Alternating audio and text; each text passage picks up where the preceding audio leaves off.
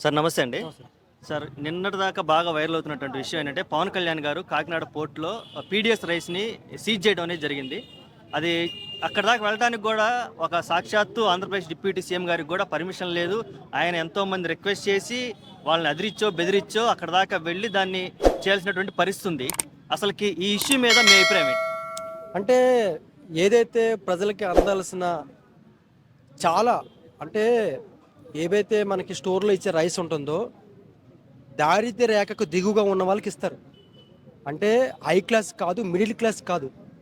₹2 kilo బియ్యం అప్పుడు NT Ramarao పెట్టారు. దారిద్ర్య రేఖకు దిగువ అంటే వాళ్ళు కనీసం అస్సలు చాలా క్లిష్టమైన పరిస్థితుల్లో అది తినకపోతే, అది లేకపోతే లేని వ్యక్తులకి ఇచ్చే ఆ రైసు, మన స్టోర్ రైస్ అంటారు కదా, మన ఆ రైసు అంత టన్నుల ఆ పోర్ట్లోకి వెళ్ళిపోతుందంటే, విదేశాలకి సప్లై అవుతుందంటే ఆ వీడియో చూసి నేను కూడా షాక్ అయ్యా. అంటే అవినీతి కొన్ని స్థాయిలో ఉండొచ్చు. ఒక పేదవాడు తినే అన్నాన్ని కూడా తినేస్తున్నాను అంటే దానికి కారణం ఏంటో తెలుసా?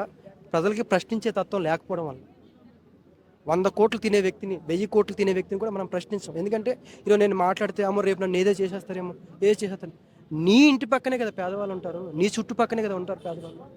అలాంటి రైసు, అన్ని టన్నులు రైస్ అంటే అది ఎన్ని సంవత్సరాల నుంచి నడుస్తుంది? అది ఇప్పుడు ఈరోజు పవన్ కళ్యాణ్ గారు పట్టుకున్నారు, చూసాము. అంతకుముందు కూడా కలెక్టర్ గారు 2 మంత్స్ అయిందా, 1 మంత్ బ్యాక్ కలెక్టర్ గారు కూడా దాన్ని కొన్ని కొన్ని పట్టుకున్నారు.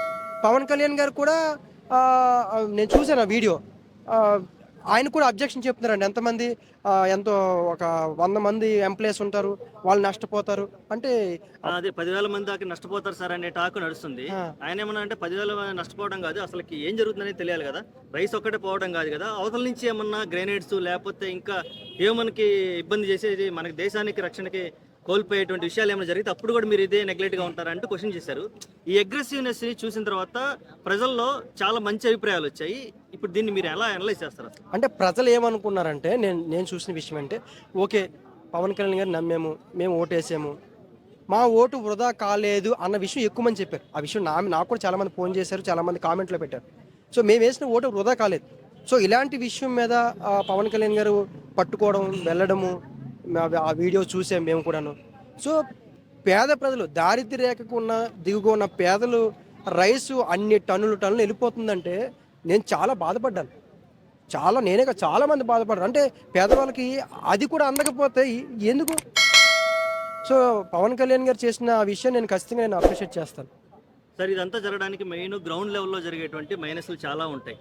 వీటన్నిటిని దాటుకొని కొన్ని వేల టన్నులు అసలు వేరే దేశం దాకా వెళ్తున్నాయంటే ఇక్కడ ఎంతమంది లోకల్ వాళ్ళ చేతులు లేకుండా అది అసాధ్యం.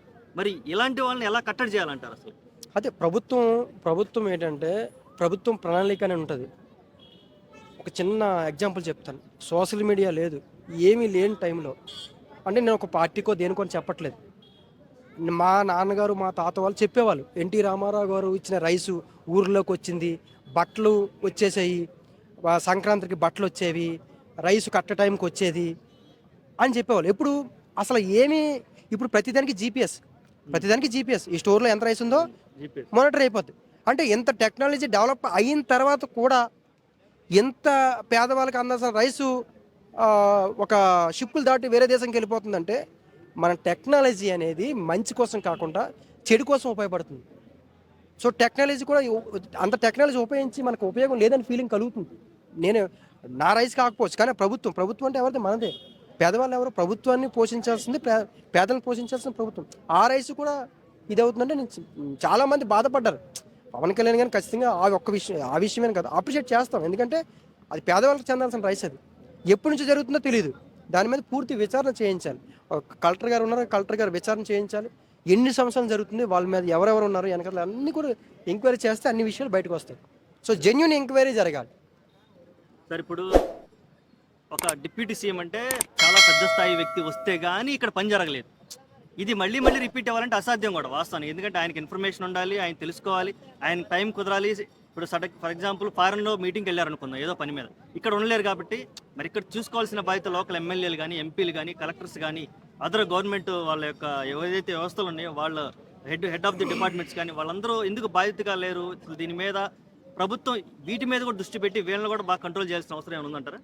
అంటే మంచి చేయాలంటే 10 మంది కావాలి, ఉమ్. చెడు చేయాలంటే ఒకరు సరిపోతుంది. సో వీటిని కాపాడాలి, ప్రొటెక్ట్ చేయాలనుకున్నప్పుడు అధికారులు, యంత్రాంగం, ప్రభుత్వం అందరూ దృష్టి సాధించాలి. కేవలం పవన్ కళ్యాణ్ గారు ఒక దృష్టి సాధిస్తే సరిపోదు. సో అందరూ దృష్టి సాధించాల్సిన అవసరం ఉంది. ఇంక్లూడ్ పబ్లిక్ కూడా. ఇలాంటిది ఏమైనా జరుగుతుంటుంటే ప్రభుత్వ అధికారులకు కానీ, కలెక్టర్ కానీ, ఎంఆర్ఓ కానీ వీళ్ళు పబ్లిక్ కూడా వెళ్ళి చెప్పాలి. ప్రభుత్వమే రావాలి, డిప్యూటీ సీఎంఏ రావాలి, కలెక్టర్ గారే రావాలని ఏం అనుకోవద్దు. పబ్లిక్ కూడా ఇగో పలానా దగ్గర జరుగుతుందని చెప్పాలని. సో అన్నిసార్లు పవన్ కళ్యాణ్ రావడానికి అవ్వదు, చంద్రబాబు నాయుడు రావడానికి అవ్వదు, కలెక్టర్ గారు రావడానికి అవ్వదు. సో అధికారులు, అందుకే యంత్రాంగం ఉంటుంది, ప్రభుత్వానికి ఒక యంత్రాంగం ఉంటుంది, అధికారులకు ఒక పవర్స్ ఉంటాయి, ఒక్కొక్క అధికారికి ఒక పవర్స్ ఉంటాయి. ఆ పవర్స్ని బట్టి వాళ్ళు విజిటింగ్ చేయాలి, చెక్ చేయాలి, తెలుసుకోవాలి. ఇలాంటి విషయంలో మాత్రం ఇది చాలా సెన్సిటివ్ ఇష్యూ, ఎమోషనల్గా ఇది చాలామంది పబ్లిక్కి సంబంధించిన చాలా ఇష్యూ, ఇది జెన్యూన్ ఇష్యూ. అది చివరిగా ఒక క్వశ్చన్ సార్, ఇప్పుడు దీంట్లో ఇన్వాల్వ్ అయిన వ్యక్తులు సెంట్రల్ స్థాయి నుంచి ఉన్నారని వార్తలు మనం విన్నాము. మీ అభిప్రాయం ప్రకారం దీంట్లో ఎవరెవరు వ్యక్తులు ఉండే అవకాశం ఉంది? ప్రైవేట్ వ్యక్తులు ప్లస్ ప్రభుత్వ వ్యక్తులు ఇద్దరు ఉండే అవకాశం ఉందా? రాష్ట్ర స్థాయి వ్యక్తులు అలాగే కేంద్ర స్థాయి వ్యక్తులు వాళ్ళు కూడా ఇన్వాల్వ్ అయి ఉన్న ఈ స్కామ్లో ఉన్నారు అనుకుంటున్నారా? మీ అభిప్రాయం? అంటే కేంద్ర స్థాయిలో ఉంటారని నేను అనుకోను, రాష్ట్ర స్థాయిలో ఎవరు ఉన్నారనేది మనం ఊహించుకోవడానికి తప్ప రియాలిటీగా తెలియదు. అందుకే నేను అంటుంది ఏంటంటే జెన్యూన్ ఎంక్వైరీ అని ఒకటి ఉంటుంది. ఎంక్వైరీ కండక్ట్ చేస్తే అది ఎప్పుడు నుంచి స్టార్ట్ అయింది, ఎక్కడికి వెళ్తుంది, ఎవరు ఉన్నారు, ఏంటనేది పూర్తిగా ఎంక్వైరీ చేసినప్పుడు ఏ విషయం బయటకు వస్తుంది. ఆ ఎంక్వైరీ అనేది జెన్యూన్గా జరగాలి.